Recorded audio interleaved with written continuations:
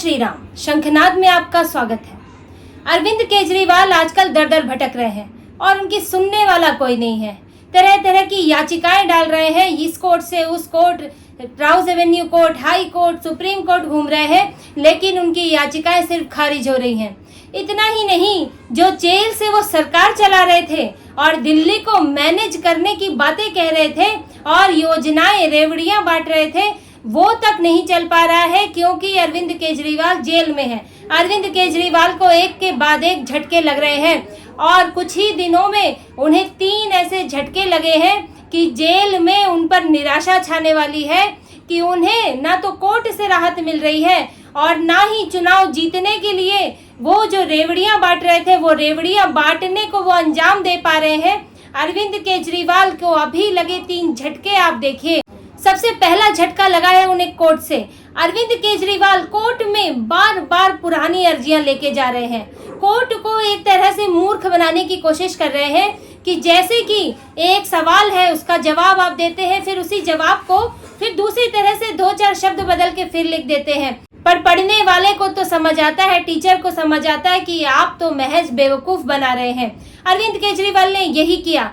वो दिल्ली की कोर्ट के पास पहुंच गए और वहां पर अर्जी डाली कि उन्हें अपने वकीलों से कुछ अतिरिक्त मुलाकात कराई जाए वीडियो कॉन्फ्रेंसिंग के जरिए। उन्होंने कहा कि देश भर में अरविंद केजरीवाल के खिलाफ 30 मामले चल रहे हैं। उन्होंने कोर्ट को ये बताया और इतने मामले चल रहे हैं, इसलिए उन्हें अपने वकीलों से ज्यादा बात करनी है और वो इसके लिए चाहते हैं ज्यादा वीडियो कॉन्फ्रेंसिंग हो, जेल अधिकारियों को ये आदेश दिया जाए।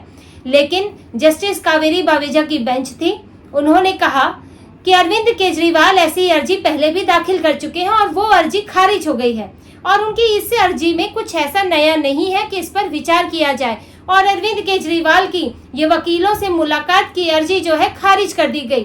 दरअसल अरविंद केजरीवाल बार बार इस तरह की अर्जी डालते हैं। कभी कहते हैं कि मेरी डॉक्टर से वीडियो कॉन्फ्रेंसिंग में मुलाकात हो ज्यादा क्योंकि मेरी तबीयत खराब है, उसमें मेरी पत्नी मौजूद हो। कभी कहते हैं वकीलों से ज्यादा मुलाकात हो। बात सिर्फ केस की नहीं है। अरविंद केजरीवाल को इतने डरपोक और असुरक्षित आदमी है कि मुख्यमंत्री की कुर्सी लेके रखी है उन्होंने अपने पास, लेकिन अब सरकार चले तो चले कैसे? अब वो वकीलों से मुलाकात करें कि अधिकारियों से कि मंत्रियों से? अब समस्या ये आती है, इसलिए वो चाहते हैं कि उनकी ज्यादा मुलाकातें हों और साथ में उन्हें राजनीति भी करनी है क्योंकि वो पार्टी के संयोजक भी हों। तो कोई ना कोई बहाने से कोई ना कोई आकर उन्हें खबरें दे कि कम से कम पार्टी में क्या चल रहा है, राजनीति में और सरकार में क्या चल रहा है और उनके केसेस का क्या हुआ। इसलिए वो चाहते हैं कि बाहर के व्यक्ति से वो ज्यादा से ज्यादा मिल सके, लेकिन उनके मंसूबों पर पानी फिर गया है। अरविंद केजरीवाल को दूसरा झटका भी कोर्ट से ही लगा है और वो झटका था उनकी बेल को लेकर। और अरविंद केजरीवाल की सबसे पहले तो दिल्ली हाई कोर्ट में बेल खारिज हुई। बेल खारिज नहीं हुई, बेल जो उनको मिली थी लोअर कोर्ट से, उस पर स्टे लगा। अरविंद केजरीवाल के सपने रातों रात में टूट गए। सुबह वो बाहर आने के सपने देख रहे थे, लेकिन फिर उनको जेल में ही रहना पड़ा। अरविंद केजरीवाल भागे भागे सुप्रीम कोर्ट गए। हाई कोर्ट के फैसले से पहले ही सुप्रीम कोर्ट चले गए और कोर्ट से बोला कि भाई मेरा जो स्टे लगा है वो गलत है, लेकिन सुप्रीम कोर्ट तो उनको भुगत चुका है। उन्हें स्पेशल ट्रीटमेंट देके जब उन्हें 21 दिन की जमानत दी थी और अरविंद केजरीवाल 21 दिन की जमानत के बावजूद भी और 4-5 दिन बढ़ाने के लिए आ गए थे और कोर्ट ने खारिज कर दिया था। तो कोर्ट जानता है कि उन्हें उंगली देंगे तो हाथ ही पकड़ लेगा, इसलिए कहा कि नहीं, पहले आप हाई कोर्ट का आदेश आने दीजिए।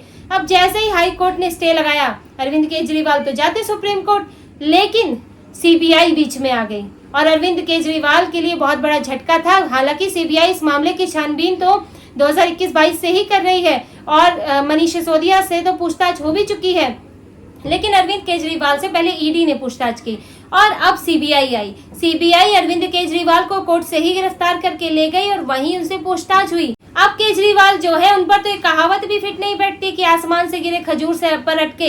अरविंद केजरीवाल तो आसमान से भी नहीं गिर पाए थे, ईडी की ही हिरासत से, तिहाड़ से बाहर नहीं निकले थे कि सीबीआई पकड़ कर ले गई। अब केजरीवाल जो है सीबीआई की गिरफ्तारी के खिलाफ याचिका डाल रहे हैं और उसमें भी अब समय लगेगा क्योंकि अभी कोर्ट ने सीबीआई से जवाब मांगा है। सीबीआई जवाब देगी, फिर फैसला होगा, फिर वो गिरफ्तारी पर फैसला आएगा, फिर वो हाई कोर्ट जाएगा और साथ में बेल की भी ये याचिका डालेंगे, उधर अलग सुनवाई होगी। अभी हाई कोर्ट के खिलाफ इन्होंने जो सुप्रीम कोर्ट में बेल डाली थी वो इन्होंने तुरंत वापस ले ली कि अब हम क्या करें, अब कोई फायदा तो है नहीं।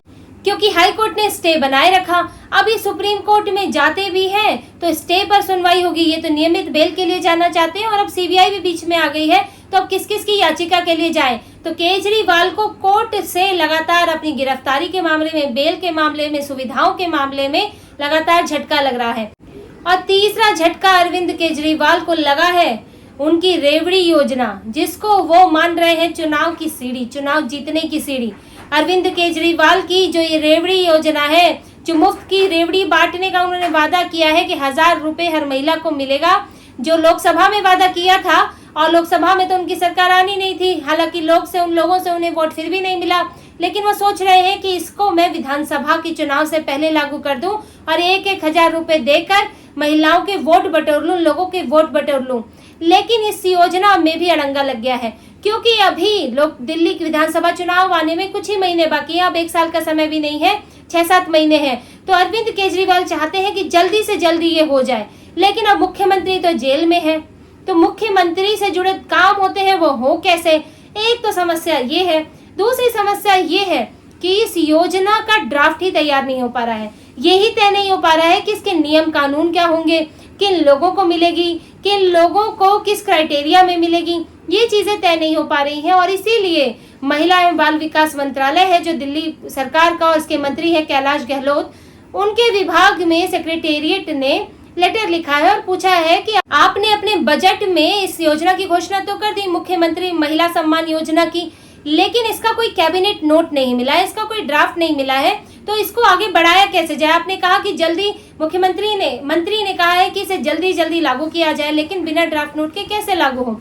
अब जो है कैलाश गहलोत का कहना है कि हम ड्राफ्ट नोट जल्द से जल्द तैयार कर रहे हैं और उसके बाद इसको लागू किया जाएगा, लेकिन वरिष्ठ अधिकारियों का कहना है कि इसे तैयार करना आसान नहीं है, इस योजना को लागू करने में वक्त लग सकता है, क्योंकि अभी यही तय नहीं है कि किसे दी जाएगी, यहाँ के दिल्ली के डोमिसाइल को दी जाएगी कि दिल्ली का जो निवासी है उसे दिया जाएगा, क्या दिल्ली में रहने वाले को दिया जाएगा, या नोएडा गाजियाबाद का कोई व्यक्ति है जो दिल्ली में आके रह रहा है, या उसे दिया जाएगा। अब बीपीएल वाली महिला को दिया जाएगा, SC/ST महिला को दिया जाएगा, कि सबको दिया जाएगा।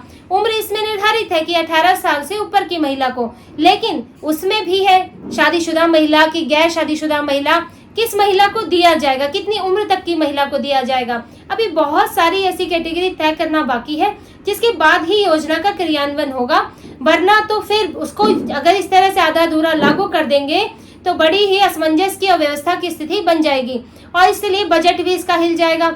इसलिए इस योजना पर भी अभी बाधा उत्पन्न हो गई है, रुकावट लग गई है।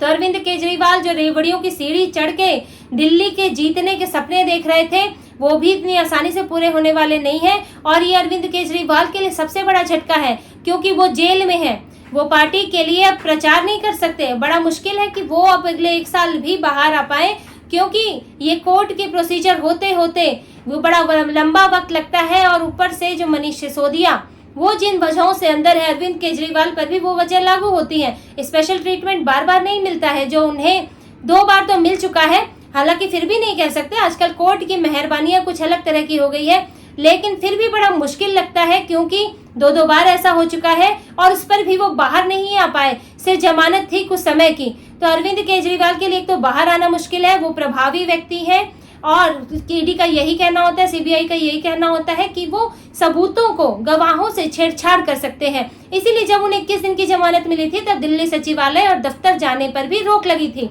तो अरविंद केजरीवाल के लिए बेल पाना तो बड़ा मुश्किल है। ऐसे में अब ये बिजली पानी तो पुरानी चीजें हो गई हैं, और आम आदमी पार्टी भी और बीजेपी भी कह चुकी है कि वो भी ये फ्री दे देगी, बिजली और पानी की सब्सिडी दे देगी। तो अब अरविंद केजरीवाल के लिए एकमात्र जो लोक लुभावन चीज है वो है 1000 रुपए। अगर वो समय से लागू नहीं होता है तो अरविंद केजरीवाल तो धराशायी हो जाएंगे। कोर्ट से तो उनको झटके लग ही रहे हैं, और दिल्ली की जनता भी उनको विधानसभा चुनाव में एक सबसे बड़ा और आखिरी झटका दे देगी। तो इसी तरह की और खबरें और विश्लेषण आपके लिए लाते रहेंगे। हमसे जुड़े रहिए, प्लीज कमेंट कीजिए, सब्सक्राइब कीजिए। बहुत बहुत धन्यवाद। जय श्री राम।